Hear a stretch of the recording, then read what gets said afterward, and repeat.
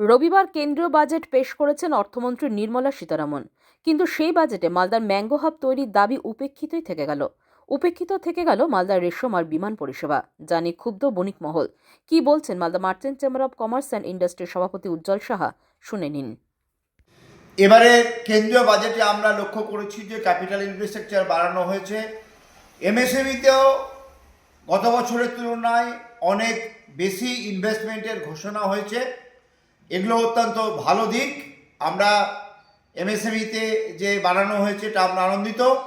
কিন্তু আমরা যেটা লক্ষ্য করেছি যে আমাদের রাজ্যে উত্তরবঙ্গের মানুষ আমরা বঞ্চিত হয়েছি। বিশেষ করে আমাদের মালদা জেলার আমাদের দাবি ছিল মালদাতে ম্যাঙ্গো হাব করার জন্য এবং আমাদের এখানে সিল্ক ইন্ডাস্ট্রিকে ডেভেলপ করার জন্য এবং আমাদের এখানে এগ্রো বেস ইন্ডাস্ট্রি গড়ে তোলার জন্য যে কানেক্টিভিটি এক্সিস্টিং এয়ারপোর্ট ওপেন করার জন্য আমাদের দাবি ছিল।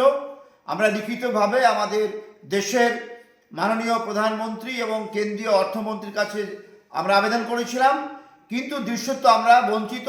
আমরা লক্ষ্য করেছি যে আমাদের দাবি কোনো মান্যতা দেওয়া হয়নি।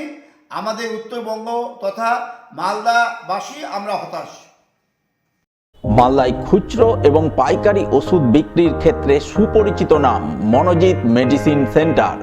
এখানে আপনি পাবেন মালদা, দুর্গাপুর, কলকাতা, ব্যাঙ্গালোর, চেন্নাই, হায়দ্রাবাদ, ভেলোরের ডাক্তারের সমস্ত ওষুধ একেবারে ন্যায্য সুলভ মূল্যে।